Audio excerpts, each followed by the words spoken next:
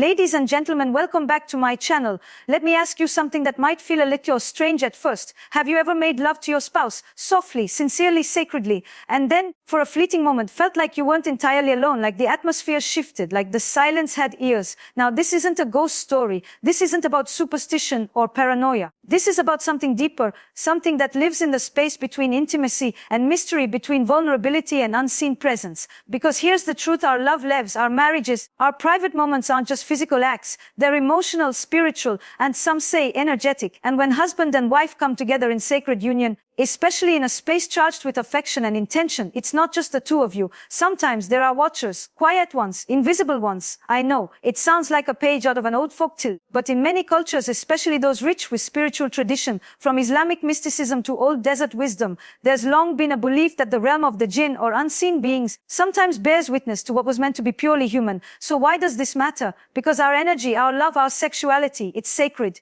And just like you wouldn't leave your front door open while making love, you wouldn't want your spiritual door left wide open either. Stay with me, because this conversation, it's going to take you deeper into connection, protection, and understanding the beautiful, powerful energy that flows between husband and wife, and who might be watching when we forget just how powerful love really is. Let me invite you into a space today that we don't often speak of. Not openly, not without nervous laughter or changing the subject, but here, in this quiet, thoughtful corner of the internet, I want us to sit with something deeper, something sacred, something intimate: marriage. But not just the public version, the one with smiling photographs and anniversary cakes.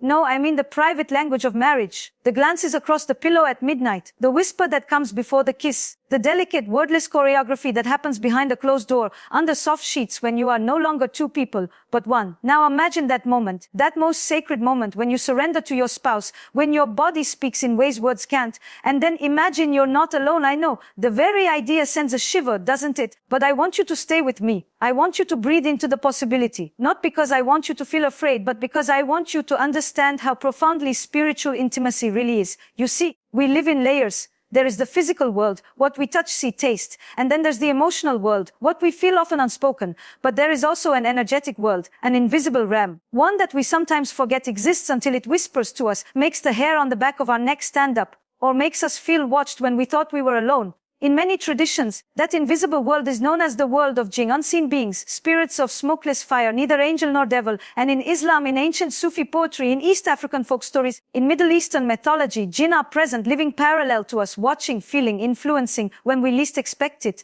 But let me be clear, this isn't about superstition. This isn't about fear-mongering. This is about awareness and love, deep, conscious, married love. Because when a husband and wife come together, it's not just sex, it's not just friction and noise. It's communion, it's soul language, it's the opening of hearts and the entangling of spirit and flesh. It is raw, pure, powerful energy. And in that moment, something wakes up. Now think about this. You and your spouse share laughter, conflict, daily routines. You share a home, a bed. But when you share your body, your essence, you create a kind of spiritual light. And just like light attracts attention, intimacy too can pull unseen eyes. Have you ever noticed how different the room feels after intimacy? How the air itself feels charged, heavy, soft, or even unsettled? That's not just your imagination. That's spiritual residue. That's energy. And just like we clean our bodies, just like we wash our bed sheets, perhaps our spiritual space needs cleansing too. Let me ask you something else. Have you or your spouse ever felt unusually agitated, cold, or disconnected after making love? A sudden shift in mood, an irrational argument that erupts out of nowhere. Some people dismiss this as hormones, others as poor communication. But for those who are spiritually tuned, they see something else: the possibility of intrusion, the realm of the Jinn quietly interfering, whispering into emotional cracks. It's subtle, but it's real, because intimacy is a portal, and if we don't cover our spiritual door, anyone, anything can walk through. Now, before we go further, let's step back and talk about what intimacy is not. It's not just pleasure, it's not performance, it's not the climax. Intimacy, real intimacy, is presence, it's trust, it's vulnerability. And here's the thing: Jinn are not attracted to physical nakedness. They're drawn to emotional and spiritual vulnerability. They watch for openings, and one of the deepest openings we have is during sex. In that moment, we're soft, we're open, we're exposed. Not just our bodies, but our fears, our longings, our love. And that's beautiful. But like anything beautiful, it must be protected. So what does protection look like in this context? It looks like intention, like preparing your space, not just physically, but spiritually. Like reciting a prayer before union, the way ancient couples did. Not out of obligation, but out of reverence. It looks like honoring the moment, not rushing through it like it's a task on a to-do list, but recognizing it as a sacred exchange. Because when you step into that sacred space, space with your spouse, you're not just indulging a desire, you're watering the roots of your marriage. You're binding two souls with tenderness, with longing, with divine chemistry. And the last thing you want is for that holy fire to become a beacon for the wrong kind of attention. I've spoken to couples who shared stories, not dramatic, haunted ones, stories of unexplained tension after deep intimacy, of feeling drained rather than nourished, of repeated dreams that echoed the moment of union. Some dismissed it. Others started to pay attention, and slowly, as they began to treat lovemaking not as casual but as sacred, things changed. They cleansed their space. They prayed together before touching. They embraced after, not just physically but emotionally. They didn't rush to disconnect. And most importantly, they became aware of the unseen, not obsessed, not paranoid, just aware. And with awareness came peace. Now, you might be wondering, why does this matter so much, especially for married couples? Why should husband and wife worry about unseen watchers when their love is lawful, blessed and protected? Because even the holiest temple needs guards at its gates. Even the most loving union can be affected by energies left unguarded. This isn't about sin. This is about energy. And if you believe even a little that your love is powerful, then you must believe it can attract attention, both good and bad. So as we begin to unpack this subject together, I want you to carry this with you. Intimacy is not something to fear, to elevate, to protect, not just with locked doors, but with spiritual boundaries, with intention, with prayer, with presence, because making love is not just about desire. It is about connection. It is about spiritual exchange. And yes, it is about protection. There's a reason our ancestors whispered certain words before union, a reason they burned incense, dimmed the lights, closed windows, turned off mirrors. They knew, they felt. They may not have used the word jinn, but they understood the concept. When souls come close, other things draw near. So let's go deeper, shall we? Let's explore what it means to love with your eyes open, to touch with your heart guarded, to offer your body in love and still shield your soul, because marriage deserves that kind of reverence, and so do you. Because love, at its highest vibration, is an act of worship, and lovemaking, that is the altar. The union between husband and wife is not just biology, it's devotion in motion. It is the slow unraveling of all the daily noise, until nothing is left but you, them, and the sacred rhythm of your breath finding each other in the dark. But just like any sacred ritual, it comes with a level of spiritual responsibility. Let me ask you something personal, but I ask it with love. Have you ever lit a candle, then left the window open? What happens? The flame flickers. Sometimes it grows wild. That's exactly what happens to intimacy when the spiritual windows of your space are left wide open, unguarded, unaware, unintentional. Because here's the truth most people won't say out loud: the realm of the jinn doesn't just wander, it watches. Especially when the atmosphere is emotionally charged and sexual energy, it's one of the most potent frequencies in the human experience. It attracts, it transmits, and if unchecked, it invites. I'm not saying you're cursed, I'm saying you're sensitive, and that sensitivity is a gift if you honor it. Let's explore how. You see, most couples live in two realities, the one they show to the world and the one they experience behind closed doors. And that second one, it holds everything: the tensions, the touch, the silence, the sighs, the unmet needs, the small betrayals, the whispered prayers. That is where the spiritual ecosystem of a marriage lives. And energy doesn't lie. So when a couple comes together physically, everything that hasn't been spoken, everything that's been buried under routine or resentment or stress, comes up. The act of union becomes more than physical, it becomes emotional exorcism. And in that moment, your marriage emits light, not just figuratively, spiritually. Now imagine that light like a lighthouse. Some spirits pass by, some are drawn in, not because they are evil, but because they are curious, because energy attracts, because your moment of softness creates a portal. This is why in many traditional cultures, they teach you to protect that space, to recite sacred words before intimacy, to never make love in places where spiritual vulnerability is heightened: mirrored rooms, unclean environments, spiritually neglected homes, to be mindful of time, of energy, of cleanliness, not just of the body, but of the heart. Do you see how this isn't about fear? This is about reverence. Because the bedroom is not just a physical place, it is an altar of intimacy. And just as you would not enter a sacred space wearing muddy shoes, you do not enter that moment without spiritual presence. This is where I want to pause and talk about the masculine and feminine energies in marriage. Because what you bring into your bed is not just a body. You bring essence. The masculine brings structure, safety, protection. The feminine brings softness, surrender, spiritual depth. And when both are flowing in harmony, when the man holds space and the woman opens in trust, the energy created is not just electric, it's divine. That kind of energy draws light and attention. But when that energy is off, when there's tension, resentment, when the act is rushed or forced or disconnected, it creates a rupture, a crack. And in that crack, things slip in. Some call them intrusive thoughts. Some call them spiritual disturbances. Some just feel something's not right. Let me give you an example. A couple I once spoke to described how every time they made love, an argument would follow the next day. Not a small one, a deep, cutting kind of fight, the kind that made them question everything. At first, they thought it was hormonal, then they blamed each other, but nothing external had changed, until one night, after reading a small passage about energy and the unseen, the husband gently suggested they pray together before they touched each other. Just a small invocation, nothing rehearsed, nothing complicated, just presence,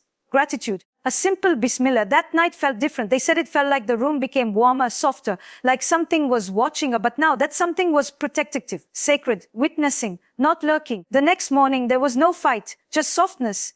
And from that point forward, they began to treat intimacy not just as an act, but as a ceremony. And that's when the healing began. Because healing doesn't always come from therapy rooms. Sometimes it comes from the way we touch each other, from the way we look into each other's eyes after a long day and choose, again and again. But to return to the sacred, we must be spiritually awake. Let's go deeper. Your bedroom, what energy does it hold? Is it cluttered? Is it noisy? Are the mirrors covered? Are there images, shows, sounds that don't align with the energy you want to welcome in? Do you say the name of God before you begin? Do you close the spiritual windows like you close the physical ones? These things matter, not because of superstition, but because you are a vibrational being. And your home, your bed, your body, they all hold memory. They all carry frequency. One of the greatest tricks the modern world has played on us is making love mechanical, making it performance-based, making it purely physical. But you are not just a body. You are a soul wrapped in skin, longing for connection. And when your soul meets another under a roof of commitment, under the light of God, that's not casual, that's sacred. And sacred things attract sacred attention, or if you're careless, unwanted energy. So begin to observe, not just how you make love, but how you prepare for it. Is your heart clean? Is your intention clear?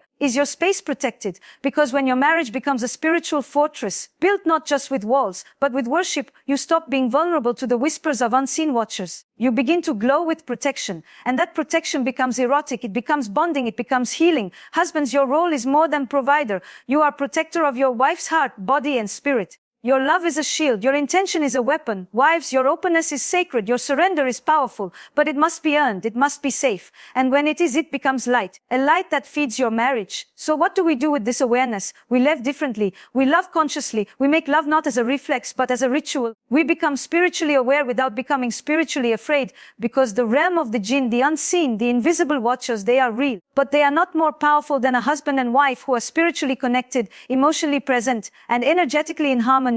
They are not more powerful than love that begins with the name of God and ends with gratitude. And love like that, it doesn't just make you feel good. It makes you feel safe. It nourishes you. It awakens you. It protects you. So the next time you find yourself reaching for your spouse, not out of habit, but out of hunger, pause, breathe, whisper a prayer, set the intention, clear the energy, and watch how the room changes. Not because you closed the door, but because you opened the gates of heaven instead. Because you opened the gates of heaven instead. And isn't that what love is supposed to feel like? Not rushed, not transactional, but eternal, present, like something the angels would pause to witness, not with curiosity, but with reverence. Because when you love with presence, with tenderness, with protection, it shifts the entire atmosphere. But if we're honest, truly honest, how many of us are present? How many of us, in the rhythm of marriage and work and bills and exhaustion, treat lovemaking as a duty, a check mark, or worse, a habit that lost its holiness? It's not your fault. The world trains us to disconnect, to separate body from soul, to believe that what happens in the bedroom stays in the bedroom,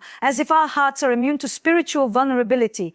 But here's the raw truth most couples don't talk about. If intimacy is just friction and not connection, just pleasure and not presence, just reaction and not reverence, then it's not intimacy, it's exposure. And exposure without protection invites disturbance, emotional, spiritual, sometimes even supernatural. So when we speak of the Jinn watching, it's not to scare you. It's to remind you, every sacred act needs a sacred shield. Think of your love like fire. It gives warmth, light, life. But fire needs a hearth, a boundary. Left unchecked, it scorches. But contained within sacred intention, it glows. And part of that boundary, part of that hearth, is what you allow into your emotional and spiritual space before the act of love even begins. Let's get practical. Do you ever notice the energy in your home shifts depending on what kind of entertainment is playing in the background? Violent films, music with dark lyrics, content that objectifies the human body. All of it leaves residue, and when that residue sits in your bedroom, the energy of that space becomes murky. Stale, it clings, and when you try to enter into intimacy, you're pushing through layers of invisible static. That's not just a psychological block. That's a spiritual atmosphere you didn't clear.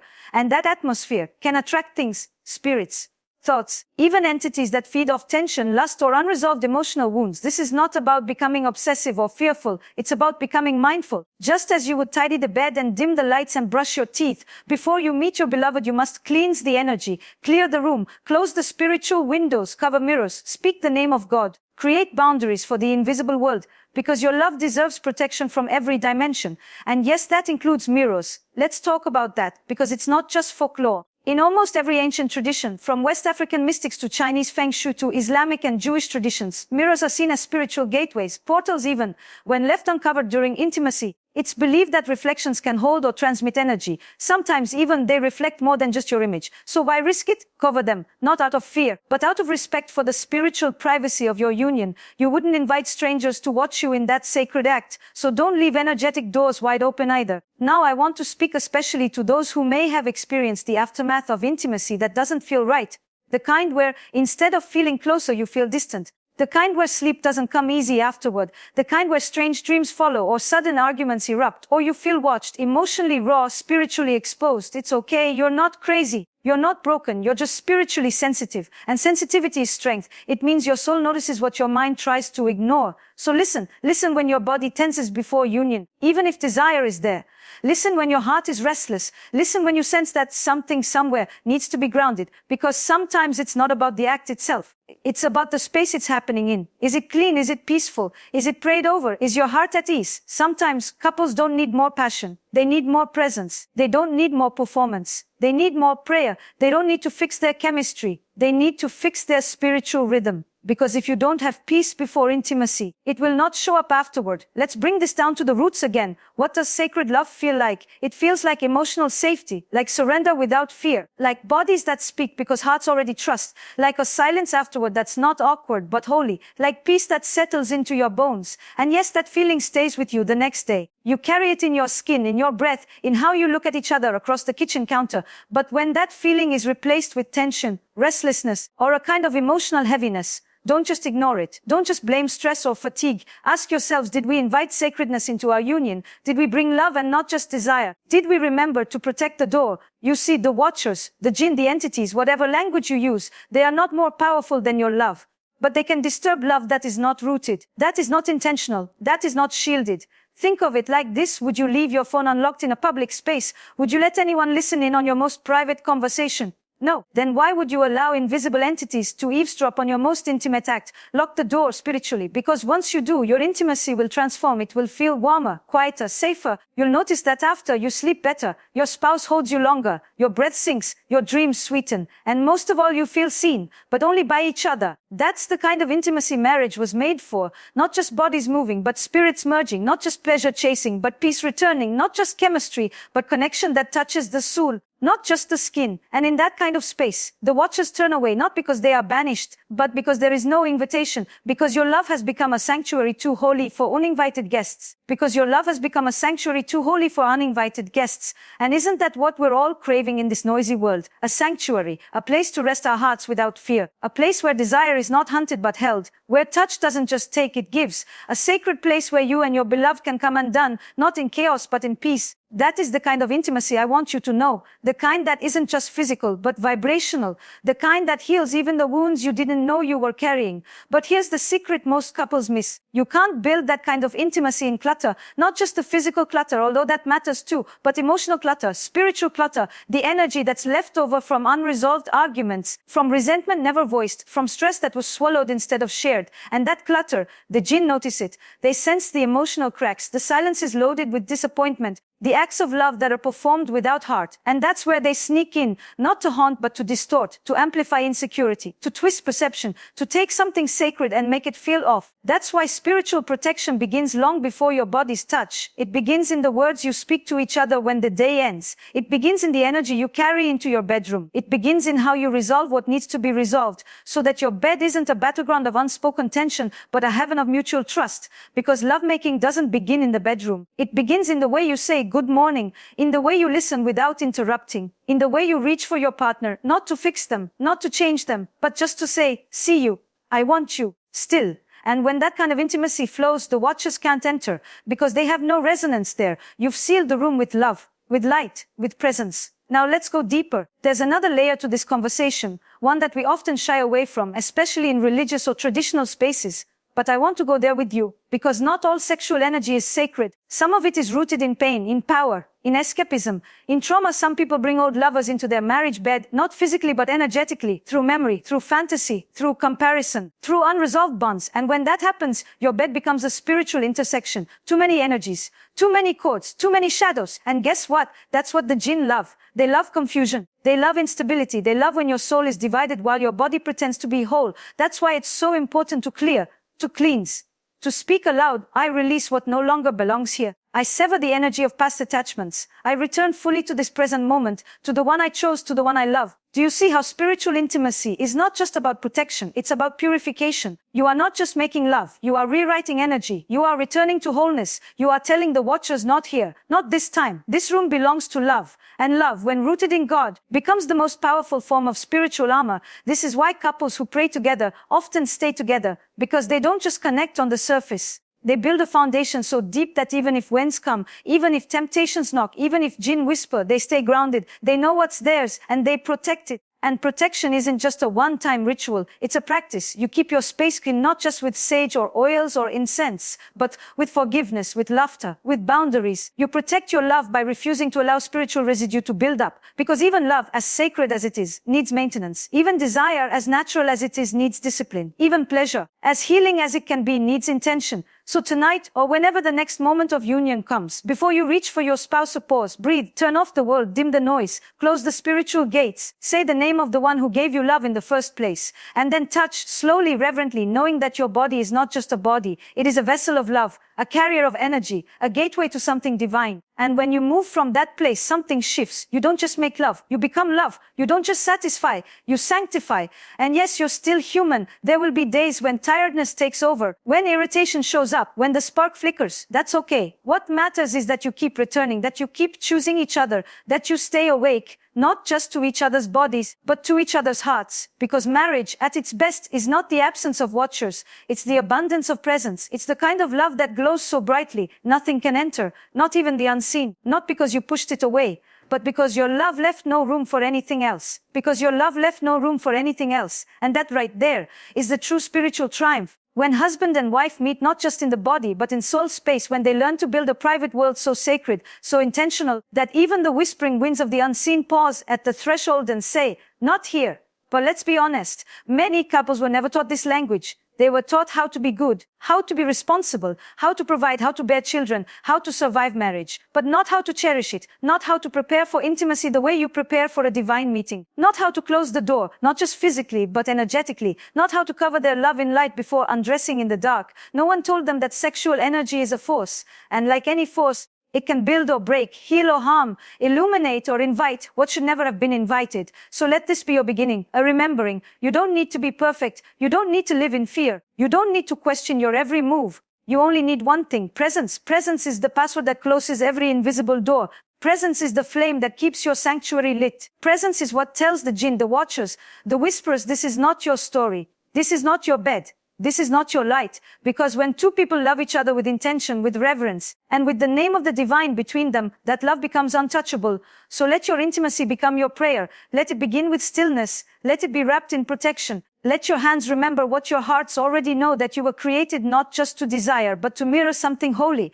And when you come together, linger. Don't rush to turn away, to fall asleep, to re-enter the world. Stay in that holy silence, because it is in those post-love moments that the veil between worlds thins. And if your love is sacred enough, the only presence that remains in the room is peace. That is the truest form of protection. Not rituals done in fear, but rituals done in devotion. Not guarding against evil, but guarding what is good, what is soft, what is real. And if you do sense something after, the heaviness, the cold, the tension, it's okay. Don't panic, pray, cleanse, talk to your spouse, breathe love back into the space, reset the atmosphere. Because no spiritual presence is stronger than two lovers who are rooted in truth, wrapped in prayer, and unified in heart. Your intimacy is not broken, it's just waking up. And waking up means becoming responsible for your energy. It means not leaving the lights of your love on without guarding the windows. It means remembering that intimacy is more than skin against skin. It's soul against soul, and souls carry weight, so choose to carry light. And here's the most beautiful part: when you make love this way, you begin to heal, not just each other, but yourselves. You begin to reclaim your own body as sacred. You begin to undo the shame, the fear, the lies the world told you about desire.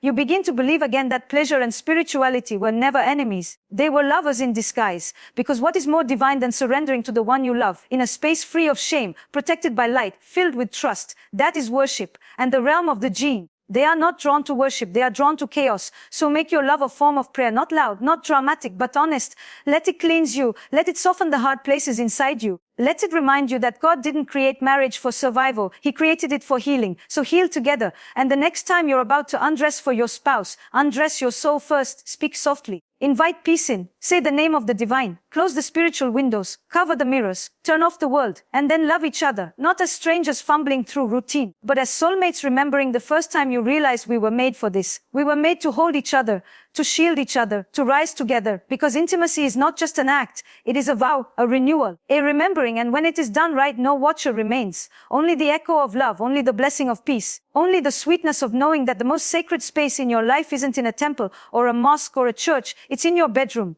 When the door is closed, when the hearts are open, when the divine is invited in, that's where marriage breathes. That's where love becomes eternal. So tonight, make love like it's prayer. Make love like it's protection. Make love like it's sacred, because it is, and you are, and they watch no more.